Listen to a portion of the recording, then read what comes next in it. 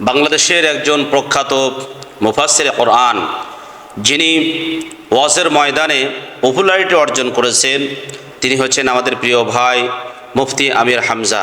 গত কয়েকদিন আগে তিনি আলোচনার মধ্যে বলেছেন, মা খাদিজা রাদিয়াল্লাহু তাআলা আনহা জীবনে এক ওয়াক্ত নামাজও পড়েন নাই, রোজাও করেন নাই, তারপরেও আল্লাহ তাকে আসমান থেকে স্বয়ং ডাক দিয়েছেন, সম্বোধন করেছেন, চিঠি পাঠিয়েছেন, তাকে আল্লাহ রাব্বুল আলামিন জান্নাত হিসেবে ঘোষণা করেছেন।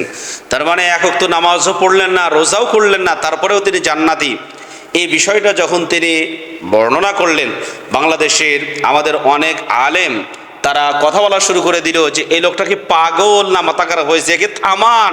এই জামাত ইসলামের মধ্যে কি এমন কোনো লোক নাই তাকে থামানোর মতো কেউ আছে? এরকম বলা বলি শুরু করে দিল। প্রিয় ভাইরা আমার, কথাটা শুনতে অত্যন্ত খারাপ লাগছে আমাদের। আমরা যারা রসুল প্রেমিক, মা খাদিজা রাদিয়াল্লাহু তাআলা আনহা, যিনি রসুলের কষ্টের সময়, দুঃখের সময় অত্যন্ত সহযোগিতা করেছেন। যখন গারে হিরাতে তিনি ধ্যানমগ্ন ছিলেন, সেই সময় সে অনেক উঁচু পাহাড়ে উঠে উঠে তিনি খাবার পৌঁছিয়ে দিতেন। এত দুঃখের সময়ে যিনি তার সঙ্গী ছিলেন, তার ব্যাপারে এ ধরনের কথা বলাটা অবশ্যই দৃষ্টতাপূর্ণ কথা। অবশ্যই আমাদের কাছে শুনে খারাপ লাগছে, কিন্তু একটু আপনারা ইতিহাসের পাতায় তাকান তো। মা খাদিজা রাদিয়াল্লাহু তাআলা আনহা তিনি যে ইন্তেকাল করেছেন, আমরা তার জন্মের সময়টা এভাবে জানি যে তিনি জন্মগ্রহণ করেছেন 554 খ্রিস্টাব্দে এবং মৃত্যুবরণ করেছেন 619 খ্রিস্টাব্দে। খাদিজা রাদিয়াল্লাহু তাআলা আনহা বিশ্বনবীকে যখন বিবাহ করেন তখন তার বয়স ছিল 40। আমরা ইতিহাসের পাতায় এটাই পাই। নবী সাল্লাল্লাহু আলাইহি সাল্লামের বয়স ছিল 25। যখন তিনি ইন্তেকাল করেন তখন বিভিন্ন ইতিহাসে এসেছে 60 থেকে 65 বছর বয়স হয়েছিল। নবী সাল্লাল্লাহু আলাইহি সাল্লামকে তিনি মক্কি জীবনে পেয়েছেন, মাদানী জীবনে কিন্তু পান নাই। আমরা সবাই জানি হিজরতের আগেই তার চাচা আবু তালেব তিনি ইন্তেকাল করেছেন। তার কিছুদিন পরেই বিবি খাদিজা রাদিয়াল্লাহু তাআলা আনহাও ইন্তেকাল করেছেন। হিজরতের দ্বিতীয় হিজরিতে নামাজ ফরজ হয়েছে, এরপর রোজা ফরজ হয়েছে। নামাজ, রোজা, পর্দার আয়াত সব কিছু ফরজ হওয়ার পূর্বেই কিন্তু তারা দুনিয়া থেকে ইন্তেকাল করেছেন। সুতরাং যেই জিনিসটা ফরজই হয় নাই সেটা কেমনে তারা পালন করবে? তারা তো মুকাল্লাফ বি শরিয়া হনই নাই, তাহলে এগুলা পালন করবেন কেমনে? মুফতি আমির হামজা ভাই তো এ কথাই বলতে চেয়েছেন যে ওনাদের উপরে শরীয়তের এই বিষয়গুলো ফরজ হয় নাই, সুতরাং তেনারা এটা পালন করবেন কেমনে? তার মানে নামাজও ফরজ হয় নাই, এরপর রোজাও ফরজ হয় নাই, এরপর পর্দাও ফরজ হয় নাই। এগুলো ফরজ হওয়ার আগেই কিন্তু তারা দুনিয়া থেকে বিদায় নিয়েছেন। সুতরাং এই কথাটাই তিনি বোঝাইতে চেয়েছেন।